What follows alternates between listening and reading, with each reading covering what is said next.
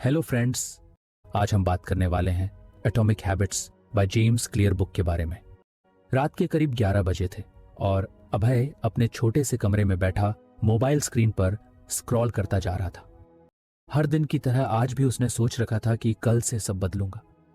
वो gym join करेगा, healthy खाना खाएगा, अपने ड्रीम स्टार्टअप के लिए काम शुरू करेगा।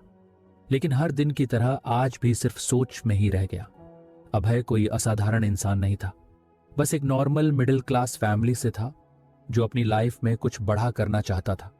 लेकिन हमेशा एक ही बात सोचकर परेशान रहता था कि यार, इतनी बड़ी जिंदगी है, इतना कुछ बदलना है, कहां से शुरू करूं। और यही सोच सोचकर कुछ भी शुरू नहीं कर पाता था। फिर एक दिन उसके एक दोस्त निखिल ने उसे एक किताब दी, atomic habits by James Clear. शुरू में तो अभय को लगा कि यह भी कोई टिपिकल मोटिवेशनल बुक होगी जिसमें वही घिसे पिटे बातें होंगी, believe in yourself, never give up वगैरह। लेकिन जब उसने पढ़ना शुरू किया तो धीरे धीरे उसे समझ में आने लगा कि यह किताब कुछ अलग है। इसमें छोटे छोटे बदलावों की ताकत के बारे में बात की गई थी, जिनका असर धीरे धीरे बढ़ता है और एक दिन बड़ी सक्सेस में बदल जाता है। किताब का पहला कॉन्सेप्ट ही था एटॉमिक हैबिट्स, यानी छोटे छोटे हैबिट्स जो इतने छोटे हों कि उन्हें इग्नोर करना आसान हो, लेकिन उन्हें रोज करना शुरू कर दो तो उनका असर बहुत बड़ा होता है। अभय को यह बात बहुत जमी। उसने सोचा, चलो एक्सपेरिमेंट करते हैं। इस बार परफेक्शन नहीं, बस कंसिस्टेंसी पर फोकस करेंगे।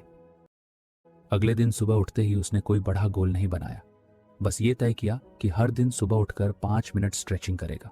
सिर्फ 5 मिनट, न जिम जाना, न कोई हार्डकोर रूटीन, बस 5 मिनट अपने शरीर को हिलाना डुलाना।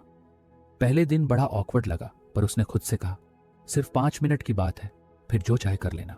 और यही सोचकर उसने 5 मिनट एक्सरसाइज की। धीरे धीरे ये 5 मिनट 10 मिनट में बदल गए।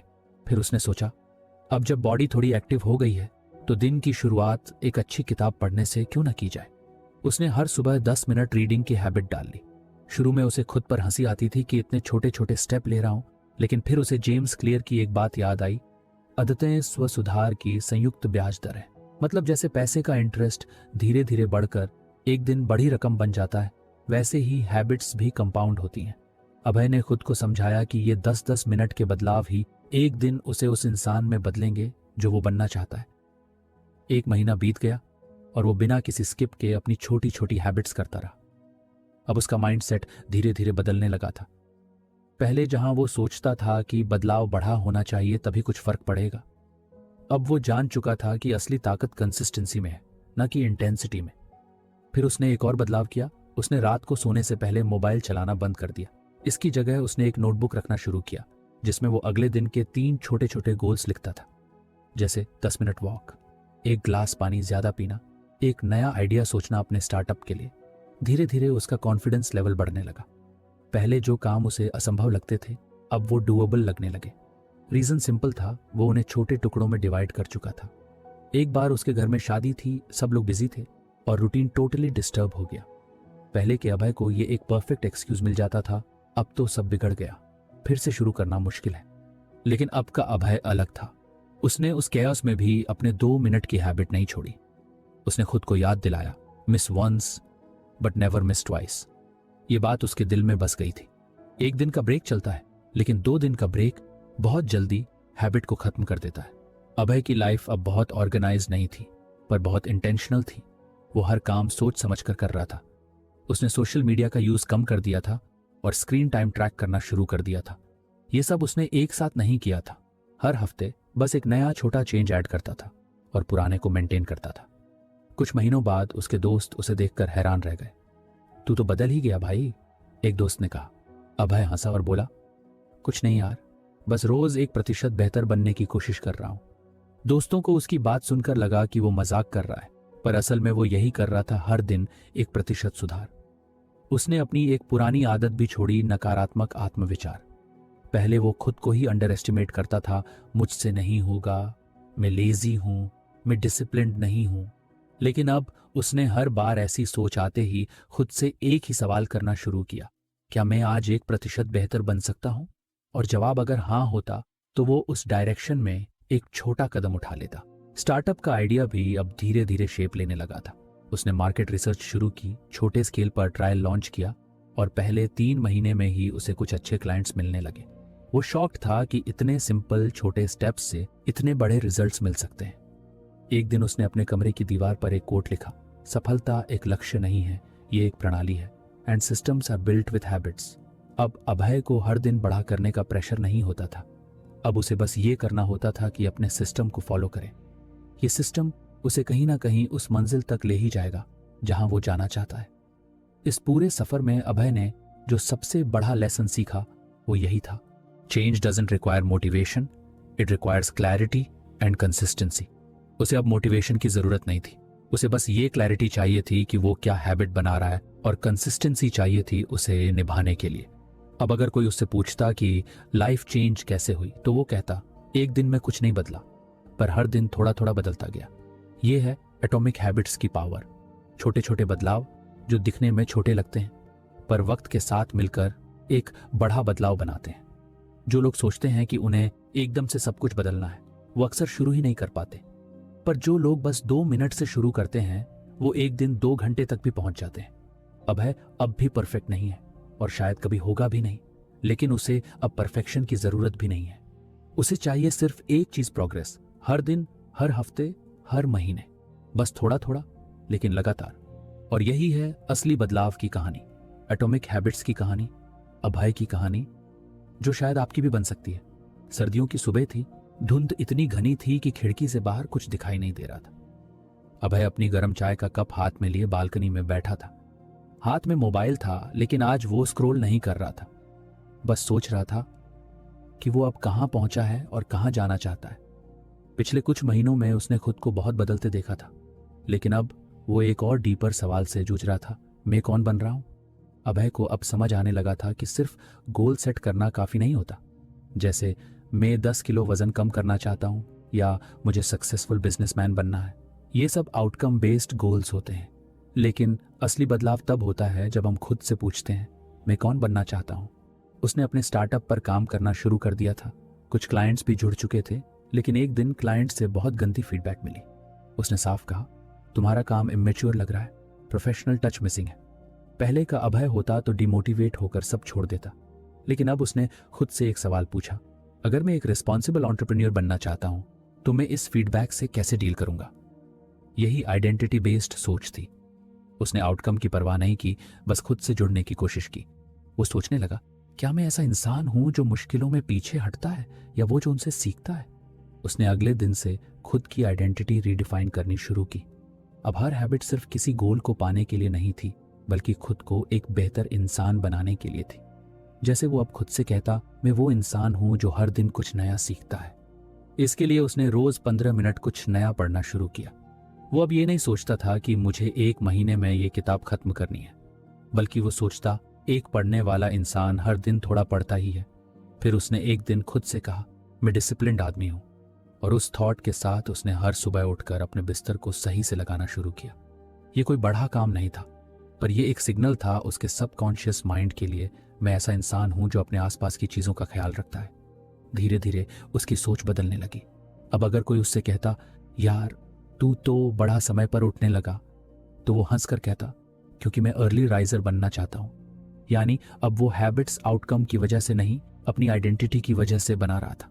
एक बार उसके दोस्त राहुल ने पूछा, तू इतना कंसिस्टेंट कैसे रह लेता है? मुझसे तो कोई हैबिट टिकती ही नहीं। अभय ने मुस्कुराकर जवाब दिया, क्योंकि मैं हैबिट नहीं बना रहा, मैं खुद को नया बना रहा हूं। राहुल को यह बात समझ नहीं आई। उसने पूछा, मतलब? अभय बोला, देख, जब कोई कहता है कि मैं स्मोकर हूं लेकिन छोड़ने की कोशिश कर रहा हूं, तो वो अभी भी खुद को स्मोकर ही मानता है।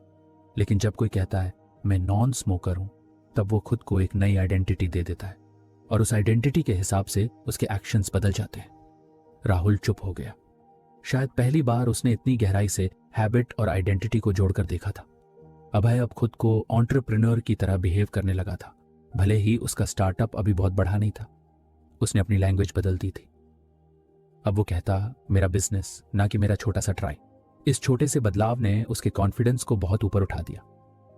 उसने एक डायरी बनानी शुरू की, जिसमें वो रोज खुद से एक सवाल पूछता, आज मैंने ऐसा क्या किया जो उस इंसान के करीब मुझे ले गया जो मैं बनना चाहता हूं? कभी जवाब होता, मैंने क्लाइंट की बात ध्यान से सुनी और डिफेंसिव नहीं हुआ। कभी होता मैंने मोबाइल साइड में रखकर 1 घंटे डीप वर्क किया। कभी कभी कुछ नहीं होता और वो ऑनेस्ट रहता, आज मैं डिस्ट्रैक्टेड था लेकिन कल बेहतर बनूंगा। धीरे धीरे उसकी ये सेल्फ रिफ्लेक्शन हैबिट बन गई। अब वो खुद से लड़ने के बजाय खुद से जुड़ने लगा था। उसके अंदर का ट्रांसफॉर्मेशन अब बाहर दिखने लगा था। उसकी बॉडी लैंग्वेज कॉन्फिडेंट हो गई थी। उसने किसी को इंप्रेस करने के लिए नहीं बल्कि खुद से कनेक्टेड रहने के लिए ड्रेसिंग पर ध्यान देना शुरू किया। वो सोचता, मैं एक डिसिप्लिन्ड, प्रेजेंटेबल, रिस्पेक्टफुल इंसान हूं और मुझे उसी के अनुसार दिखना भी चाहिए। उसने एक बहुत ही सिंपल तरीका अपनाया। हर बार जब वो कोई काम करता वो खुद से पूछता, क्या ये उस इंसान का काम है जो मैं बनना चाहता हूं? जैसे रात को अगर उसे 12 बजे तक स्क्रोलिंग करनी होती तो वो खुद से पूछता, क्या एक काल्म और फोकस्ड इंसान ऐसा करेगा? अगर जवाब नहीं होता तो वो मोबाइल बंद करके सो जाता। ये सारे चेंजेस छोटे छोटे थे पर उन्होंने अभय की आइडेंटिटी को रीइंफोर्स किया।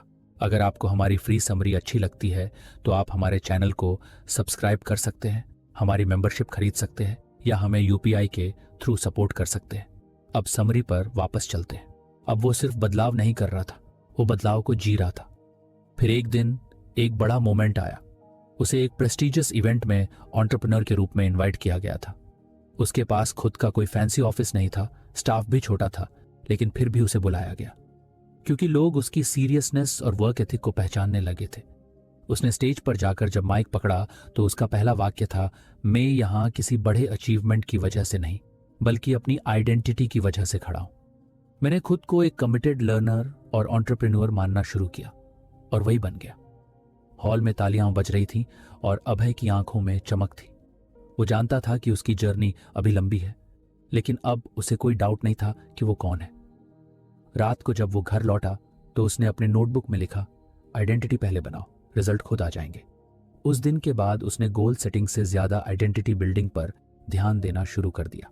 अब उसके लिए यह जरूरी नहीं था कि वो 1 साल में कितना कमा लेगा, बल्कि यह जरूरी था कि वो एक ऐसा इंसान बने जो कंसिस्टेंटली वैल्यू देता रहे, प्रोक्रेस्टिनेट करता था, दूसरों को ब्लेम करता था और खुद को कंफ्यूज्ड फील करता था। आज का अभय उन सब चीजों से अलग था। वो शांत था, क्लियर था और सबसे जरूरी अपने डिसीजंस में इंटेंशनल था। उसने महसूस किया कि आइडेंटिटी बेस्ड हैबिट्स की सबसे बड़ी खूबी यह है कि वो टेम्पोरेरी नहीं होती। जैसे अगर कोई सिर्फ 10 किलो वजन कम करना चाहता है तो वो वेट लॉस के बाद फिर से अपनी पुरानी हैबिट्स में लौट सकता है, लेकिन अगर कोई खुद को फिट पर्सन मानने लगता है तो वो हमेशा हेल्थ को प्रायोरिटी देगा। अभय ने यही प्रिंसिपल हर जगह अप्लाई किया।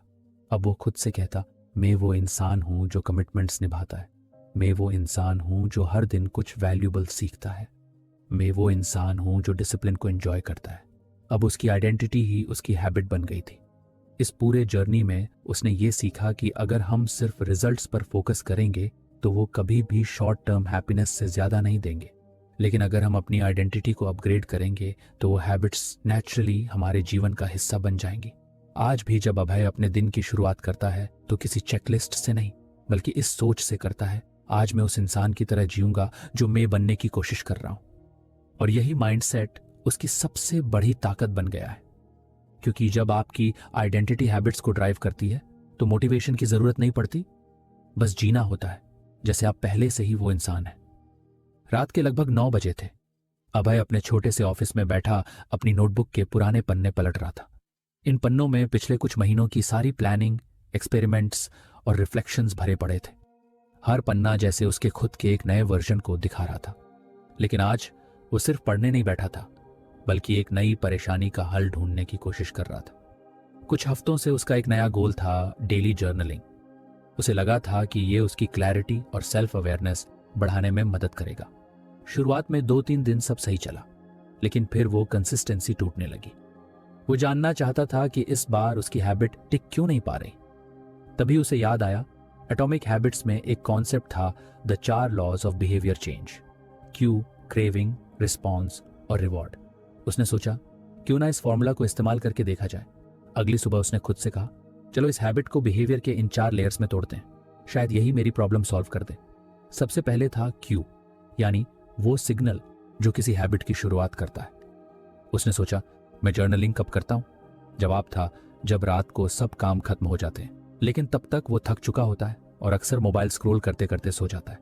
तो उसने सबसे पहले क्यू बदलने का फैसला किया।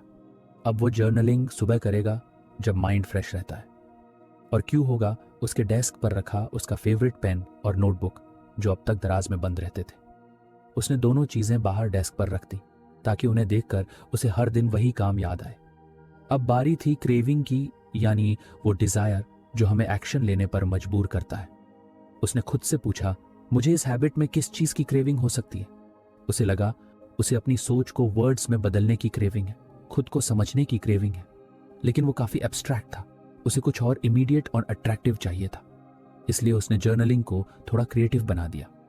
अब वो सिर्फ प्लेन थॉट्स नहीं लिखेगा, बल्कि हर एंट्री के साथ एक सिंपल डूडल भी बनाएगा, चाहे वो अच्छा बने या खराब। उसने सोचा ये फन एलिमेंट मुझे इसे करने के लिए पुल करेगा, और वाकई ये ट्रिक काम कर गई। अब बारी थी रिस्पॉन्स की, यानी एक्चुअल एक्शन जो हैबिट बनाता है। पहले जब वो जर्नलिंग करने बैठता था तो नोटबुक ढूंढना, पेन लाना, माइंड क्लियर करना, ये सब उसे बोझ जैसा लगता था। अब उसने सब सिंप्लीफाई कर दिया था। नोटबुक और पेन पहले से रेडी रहते थे और उसने एक फिक्स्ड फॉर्मेट बना लिया था। 3 lines gratitude, 1 line lesson of the day और 1 डूडल। इससे उसे सोचने में ज्यादा एनर्जी नहीं लगती थी और रिस्पॉन्स आसान हो गया। अब बचा रिवॉर्ड, यानी उस हैबिट को रिपीट करने की वजह। पहले उसे जर्नलिंग के इमीडिएट बेनिफिट्स समझ नहीं आते थे, इसलिए उसने रिवॉर्ड सिस्टम खुद क्रिएट किया। हर जर्नलिंग के बाद वो खुद को एक स्टार स्टिकर देता था जो वो अपने वॉल कैलेंडर पर चिपकाता था, और हर 7 स्टार पर वो खुद को एक छोटा सा रिवॉर्ड देता, कभी अपनी फेवरेट कॉफी, कभी एक नया बुकमार्क, कभी एक सोलो वॉक। ये सिंपल रिवॉर्ड्स ने उस हैबिट को और भी सेटिस्फाइंग बना दिया। ये 4 स्टेप्स, क्यू, क्रेविंग, रिस्पॉन्स और रिवॉर्ड, मिलकर अब उसकी नई जर्नलिंग हैबिट को सपोर्ट कर रहे थे। उसने खुद को एक सिस्टम दिया था जिसमें मोटिवेशन की जरूरत ही नहीं थी। एक दिन उसके दोस्त राहुल फिर मिलने आए। उन्होंने कैलेंडर पर लगे स्टार स्टिकर्स देखे और पूछा, भाई ये किंडरगार्टन वाली स्टिकर्स क्यों लगा रखी हैं? अभय हंसा और बोला, यही तो मेरी आइडेंटिटी का प्रूफ है कि मैं अपने स्मॉल विंस को सेलिब्रेट करना जानता हूँ। राहुल को क्यूरियोसिटी हुई और उसने भी अभय से हैबिट फॉर्मेशन के बारे में जानना शुरू किया। अभय ने उसे समझाया, देख, कोई भी नई हैबिट बनाने के लिए ये 4 चीजें जरूरी हैं। सबसे पहले क्यू क्लियर और विजिबल होना चाहिए ताकि माइंड को सिग्नल मिले। फिर क्रेविंग होनी चाहिए, मतलब वो हैबिट खुद में इतना इंटरेस्टिंग या मीनिंगफुल हो कि करने का मन हो। फिर रिस्पॉन्स को आसान बनाना चाहिए, इतना सिंपल कि एक्सक्यूजेस ना मिले। और आखिर में रिवॉर्ड कुछ ऐसा जिससे ब्रेन को सिग्नल मिले कि ये एक्शन रिपीट करना चाहिए। राहुल ने सोचा, मैं भी सुबह उठकर बुक पढ़ने की हैबिट बनाना चाहता हूँ। अभय ने पूछा, तो तेरे पास क्यों क्या होगा? राहुल बोला, मैं बुक तकिया के पास रख दूं ताकि उठते ही दिखे। परफेक्ट, अभय बोला। क्रेविंग क्या होगी? राहुल थोड़ी देर सोचकर बोला, यार मुझे लगता है मुझे थोड़ा इंस्पिरेशन चाहिए सुबह सुबह। मैं भी बुक पढ़कर मुझे एनर्जी मिलेगी। ग्रेट। रिस्पॉन्स को आसान कैसे बनाएगा? बुक छोटी चैप्टर्स वाली लूंगा जिससे सिर्फ 5 से 10 मिनट में एक चैप्टर कंप्लीट हो जाए। और रिवॉर्ड? हर बार पढ़ने के बाद मैं अपनी फेवरेट प्लेलिस्ट का एक गाना सुनूंगा। अभय मुस्कुराया और बोला, अब तू भी बिहेवियर को डिजाइन कर रहा है, फोर्स नहीं कर रहा। राहुल ने अगले ही दिन से इस हैबिट को अप्लाई करना शुरू किया। कुछ दिन बाद वो खुद आकर बोला, भाई ये 4 लॉज मैजिक हैं यार। अब लग रहा है कि मैं हैबिट्स को समझ रहा हूं, बस झेल नहीं रहा। अभय ने उसे याद दिलाया, क्योंकि बिहेवियर चेंज कभी मोटिवेशन से नहीं, डिजाइन से होता है। अभय ने अब इस फ्रेमवर्क को अपने बाकी हैबिट्स में भी अप्लाई करना शुरू कर दिया। जैसे सोशल मीडिया टाइम कम करने के लिए क्यू को एलिमिनेट किया, उसने इंस्टाग्राम को लास्ट स्क्रीन पर डाल दिया। क्रेविंग को रीडायरेक्ट किया, बोर्डम में वो जर्नलिंग या पढ़ना चुनता। रिस्पॉन्स को हार्डर बनाया, फोन में ऐप ओपन करने से पहले 10 सेकंड की डिले ऐप लगाई। और रिवॉर्ड? स्क्रीन टाइम कम होते ही वो खुद को 10 रुपए डेली पिगी बैंक में डालता, जिससे महीने के अंत में वो अपनी फेवरेट चीज खरीद सके। अब उसे लगने लगा था कि हैबिट बनाना कोई टैलेंट नहीं, बल्कि एक क्राफ्ट है जो कोई भी सीख सकता है अगर वो सही सिस्टम फॉलो करे। धीरे धीरे उसने ये भी समझा कि ये 4 लॉज सिर्फ अच्छी हैबिट्स के लिए ही नहीं, बुरी हैबिट्स को ब्रेक करने के लिए भी काम आते हैं। बस उल्टा सोचने की जरूरत है। बुरी हैबिट तोड़नी है तो क्यू को इनविजिबल बना दो, क्रेविंग को अनअट्रैक्टिव बनाओ, रिस्पॉन्स को डिफिकल्ट बनाओ और रिवॉर्ड को अनसेटिस्फाइंग। जैसे मोबाइल स्क्रॉलिंग से बचने के लिए उसने फोन को दूसरे कमरे में चार्ज पर लगाना शुरू किया। उसने सोशल मीडिया को ग्रे स्केल में रखा जिससे विजुअल्स डल लगे। उसने लॉक स्क्रीन पर रिमाइंडर लगाया, क्या ये काम तेरे उस इंसान को करीब ले जाएगा जो तू बनना चाहता है? और अगर कभी उसने टाइम वेस्ट किया तो उसे अपनी पिगी बैंक से 10 रुपए निकालकर पेनल्टी जार में डालने पड़े। इस प्लेफुल डिजाइन ने उसे बुरे बिहेवियर से भी दूर रखा। अब अभय के लिए हैबिट फॉर्मेशन एक बोरिंग डिसिप्लिन नहीं था, बल्कि एक एक्साइटिंग एक्सपेरिमेंट था, जैसे कोई साइंटिस्ट अपने ऊपर रिसर्च कर रहा हो। उसने अपनी जर्नी की एक नई नोटबुक शुरू की, नाम रखा बिहेवियर लैब। इसमें वो अपनी हर नई हैबिट को इन 4 लेयर्स में डिवाइड करके टेस्ट करता। कभी सफल होता, कभी नहीं, पर अब वो हार नहीं मानता, क्योंकि उसे प्रोसेस पर ट्रस्ट हो गया था। वो समझ चुका था हैबिट्स सिर्फ काम करने की टेक्निक नहीं, बल्कि खुद को डिजाइन करने की आर्ट है। और इस आर्ट के 4 रंग होते हैं: क्यू, क्रेविंग, रिस्पॉन्स और रिवॉर्ड।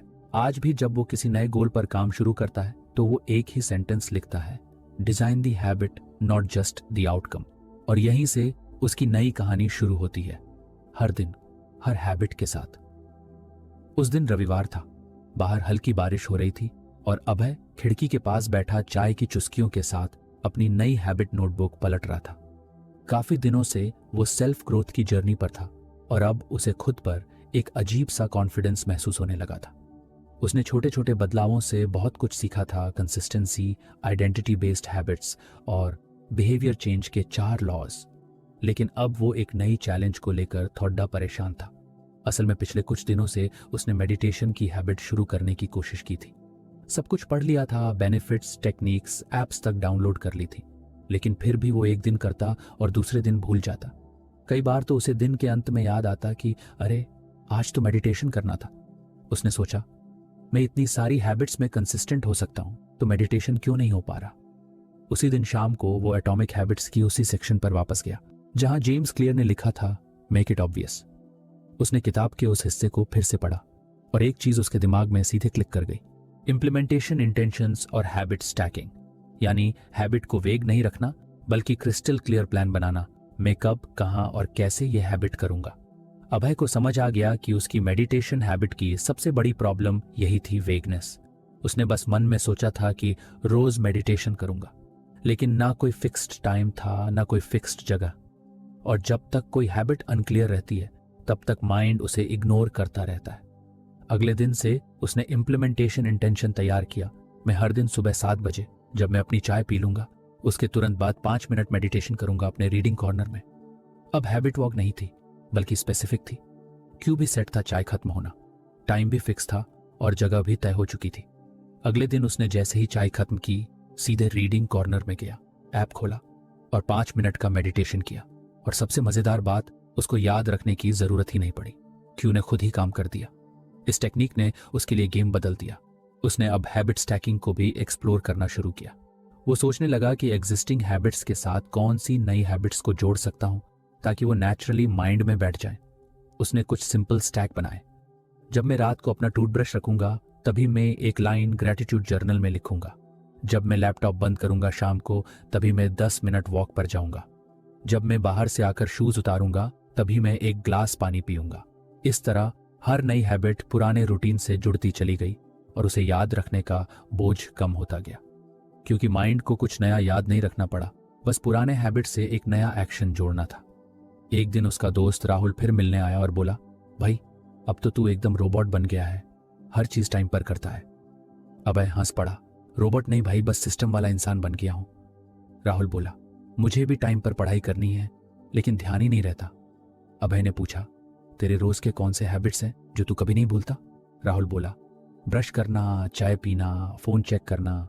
अभय ने कहा, बस वहीं पर स्टैक कर दे पढ़ाई की हैबिट, जैसे चाय पीते ही 10 मिनट पढ़ लेना या फोन चेक करने से पहले 1 पेज पढ़ ले। राहुल को आइडिया अच्छा लगा और उसने अगले दिन से ट्राई करना शुरू कर दिया। अभय अब हर हैबिट को ऑब्वियस बनाने पर ध्यान दे रहा था। उसने एक व्हाइट बोर्ड खरीदी और उसमें अपनी हैबिट स्टैक्स लिखकर टांग दी, ताकि वो हर सुबह उठते ही देख सके। अब जब वो हैबिट डिजाइन करता तो सबसे पहला सवाल खुद से यही करता, इस हैबिट का क्यू क्या होगा? अगर क्यू मजबूत है तो हैबिट का याद रहना और ट्रिगर होना ऑटोमेटिक हो जाता है। कुछ हफ्तों बाद उसने देखा कि मेडिटेशन की हैबिट अब उसके सिस्टम में इंटीग्रेट हो गई थी। अब वो चाय पीते ही बिना सोचे मेडिटेशन शुरू कर देता था। यही तो मैजिक था हैबिट स्टैकिंग का, एक बिहेवियर से दूसरे बिहेवियर का नेचुरली जुड़ जाना। एक और मजेदार बदलाव उसने अपने एनवायरनमेंट में किया। उसने अपनी फेवरेट बुक्स को घर के ऐसे कोनों में रखना शुरू किया जहां उसकी नज़र बार बार जाती थी, जैसे डाइनिंग टेबल, बेड साइड और इवन बाथरूम शेल्फ पर भी। उसने जाना कि what you see is what you do. अब फोन को दूर और किताबों को पास रखने से रीडिंग खुद ब खुद बढ़ने लगी। उसने खुद से कहा, सही आदत को दिखाएं और गलत आदत को दिखाएं ना। और यही प्रिंसिपल उसने मोबाइल यूज पर भी लगाया। उसने डिस्ट्रैक्टिंग एप्स को दूसरे फोल्डर में डाल दिया और होम स्क्रीन पर केवल वो एप्स छोड़ी जो उसे ग्रोथ में मदद करती थी, जैसे किंडल, नोशन और मेडिटेशन ऐप। फिर उसने एक और कॉन्सेप्ट अपनाया, हैबिट एनवायरनमेंट। उसने खुद के लिए एक रीडिंग कॉर्नर बनाया जहां सिर्फ किताबें और एक आरामदायक कुर्सी थी। जैसे ही वो वहां बैठता, उसका ब्रेन सिग्नल लेता, अब पढ़ने का टाइम है। ये प्लेस स्पेसिफिक क्यू उसे एक्शन में हेल्प करता था। उसने जाना कि एनवायरनमेंट साइलेंटली हमारी डिसीजंस को शेप करता है। धीरे धीरे उसके घर के हर कोने का एक पर्पस बन गया।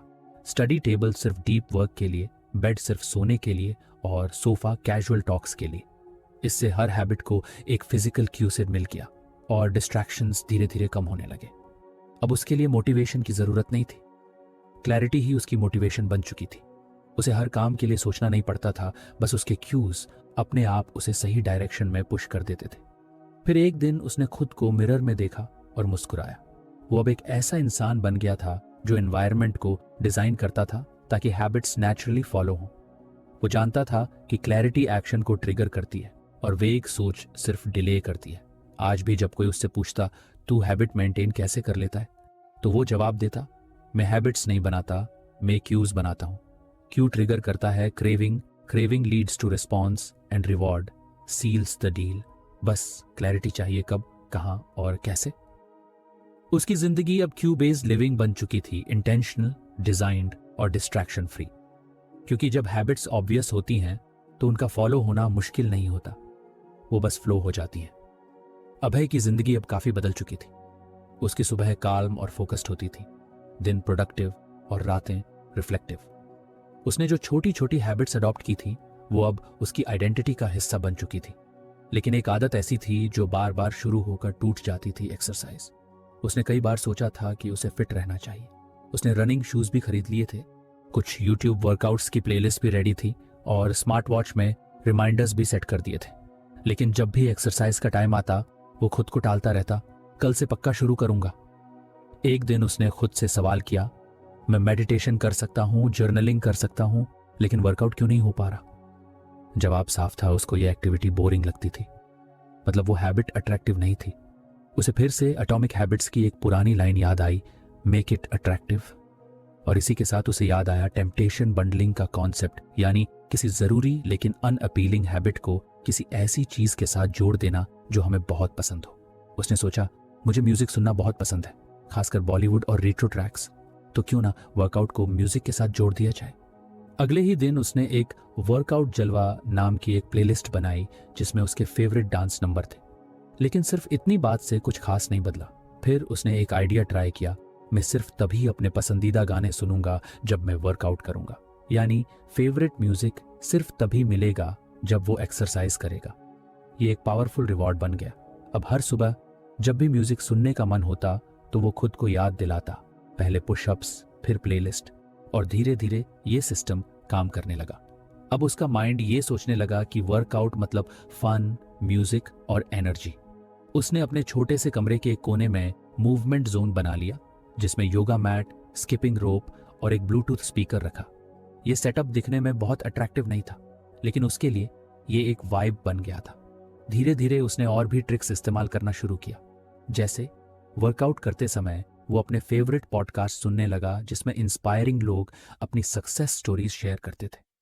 उसे ऐसा लगता जैसे वो जिम में नहीं, किसी सीक्रेट मास्टर क्लास में हो। इससे हैबिट बोरिंग नहीं बल्कि मोटिवेटिंग लगने लगी। एक दिन उसका दोस्त राहुल फिर आया और उसने देखा कि अभय वर्कआउट के बीच में भी मुस्कुरा रहा था।